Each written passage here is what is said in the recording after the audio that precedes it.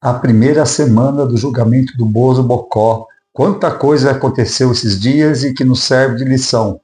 Dá uma olhadinha na nossa vinheta e já já voltamos para comentar um pouco desse assunto.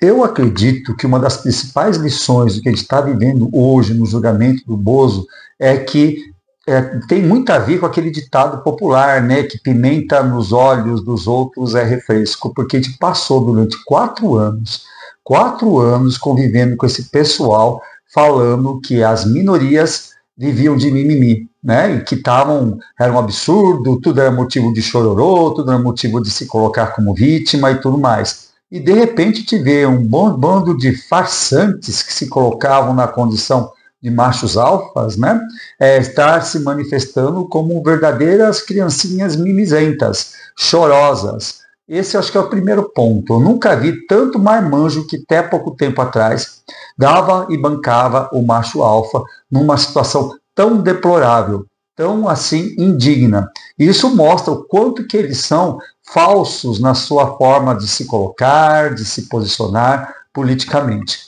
Bom, dito isso, também é interessante estar observando algumas coisas que aconteceram no terreno pragmático em torno desse julgamento, que muitos estão dizendo ser o julgamento do século, pelo menos do século aqui para o Brasil, né? Se é que o julgamento do século de uma pessoa tão desprezível como o Bolsonaro, um julgamento desse pode ser considerado como um julgamento do século, né? Acho que é uma pessoa tão pequena para ocupar um espaço tão grande. Mas, de qualquer maneira, é um momento histórico, porque o cara, bem ou mal, foi nosso presidente por longuíssimos 4 anos, né? Eu não sei como que o Brasil resistiu, mas foi.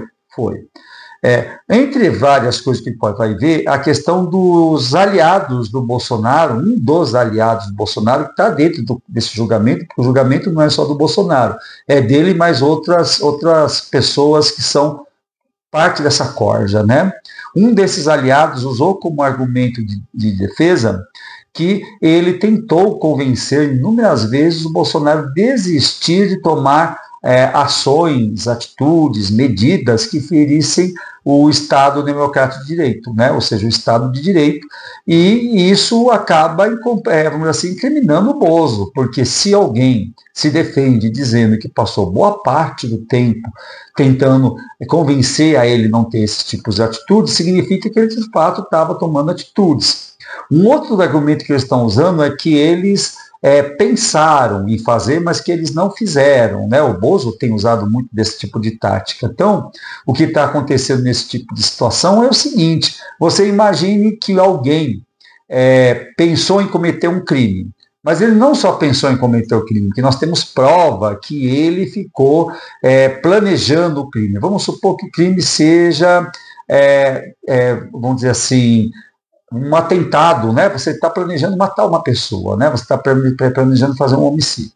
Aí você fica ameaçando a pessoa, você fica seguindo alguém, você faz uma série de ardil, só que você não consegue matar essa pessoa. Por isso você não cometeu o crime?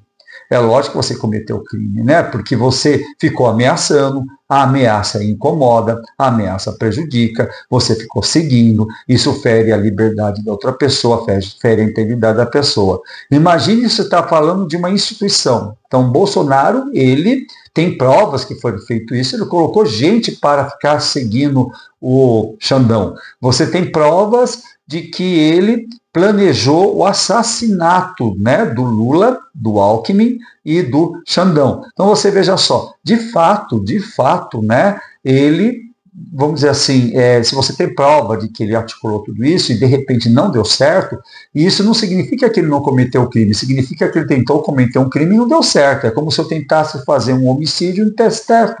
Eu vou responder por tentativa de homicídio, porque o crime existiu. E quando você fala da questão de um golpe, né, num golpe de Estado, é lógico que você nunca vai julgar o golpe, você vai julgar a tentativa do golpe, porque se o golpe ele se institui, a pessoa fica livre, alegre e solta e toda poderosa no pós-golpe. Então isso é óbvio, né?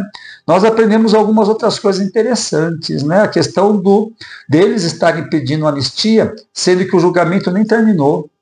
Nem terminou. Você pode falar assim, mas eles estão pedindo anistia para Débora do Batom, não sei mais quem lá, aquele bando de alienado que foi lá fazer aquela destruição, aquele vandalismo na Praça dos Três Poderes. Mas acontece que a gente sabe que, na verdade, a intenção hoje dessa ala política é ter anistia para libertar o Bolsonaro, liberar o Bolsonaro e a sua gangue, né? Inclusive sonhando com a possibilidade de que ele possa ser candidato em 2026. Então, a anistia, você pedir anistia antes de ser feito o julgamento, a gente entende como sendo que uma confissão, né? E isso é um erro histórico que eles estão cometendo e que vai pesar contra eles no futuro. Isso, para mim, é bastante evidente.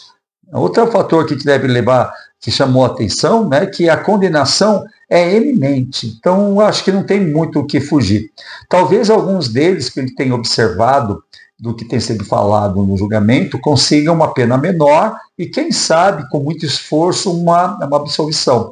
Como é o caso daquele militar corcundinha, velhinho corcundinha, que é o Augusto Heleno, né? Dizem que a defesa dele foi muito boa, que talvez ele, é quase certo que ele vai ter redução da pena daquilo que estava sendo prevista e que talvez ele consiga ter absolvição. Eu estou achando que não vai conseguir absolvição, alguma coisa ele vai pegar, né? Mas a condenação é iminente, todos eles serão condenados, ou a maioria deles serão condenados, e o Bozo provavelmente com uma pena bastante pesadinha. O 7 de setembro, né? Outra coisa que a gente está vendo é que agora existe uma disputa entre a direita e a esquerda para ocupar o espaço do 7 de setembro agora de 2025. Porque o 7 de setembro sempre foi usado pelo inelegível para fazer as palhaçadas dele, né? E é lógico que os partidários dele vai ter que colocar, e provavelmente vai colocar a gente na rua, para pedir a anistia, ou seja, o gado vai confessar que está defendendo gente culpada. Eles não estão esperando nem sair a sentença e já está pedindo anistia, uma coisa assim impressionante. E a esquerda, por sua vez, vai ir para as ruas, porque tem que aproveitar, e aproveitar mesmo, já que o Dudu Bananinha arrumou um inimigo para o Brasil, que é os Estados Unidos, a esquerda está no seu papel de usar essa questão dessa briga para poder levantar as questões do patriotismo, do nacionalismo, dos direitos dos trabalhadores, escala 6x1, enfim, a esquerda também vai estar no 7 de setembro, e a gente espera que tudo termine bem, o melhor possível, nesse embate para tentar ocupar esse espaço ideológico dentro da data de 7 de setembro. Né? E outra coisa interessante que a gente observa desse julgamento é que nenhum deles, falando da defesa mesmo, estou falando do tribunal agora, tá? Nenhum deles que estão lá dentro do tribunal, tentando se defender, os réus, né? Os réus que estão tentando ali livrar a cara, em nenhum momento eles negam que teve uma tentativa de golpe. Eles negam que eles estão ligados diretamente àquela palhaçada que a gente viu na Praça dos Três Poderes, na Praça dos Três Poderes, ou aquilo que a gente viu também, porque a gente sabe, né, que teve uma série de problemas. Nós tivemos acampamento nos quartéis generais, nós tivemos ameaça de bomba no aeroporto de Brasília, nós tivemos gente stalkeada comprovadamente, gente importante, inúmeras ameaças feitas pelo Bozo Bocó, né, contra o Alexandre de Moraes, contra o Lula. Se a gente for pegar a quantidade de crime que o Bozo Bocó cometeu desde a campanha, quando ele subia no caminhão falando que eles iriam metralhar, petralhada, né, nessa linguagem violenta, colocando criança e ferindo o estatuto da criança e do adolescente, fazendo a criança fazer sinal de arminha, né? Isso tudo fere legislação, ou seja, o cara de fato é um criminoso. Eu sei que é muito difícil para o bolsominion entender isso, mas isso é que nos é posto, porque eu entendo que ser bolsominion deve ser algum tipo de doença mental, só pode ser.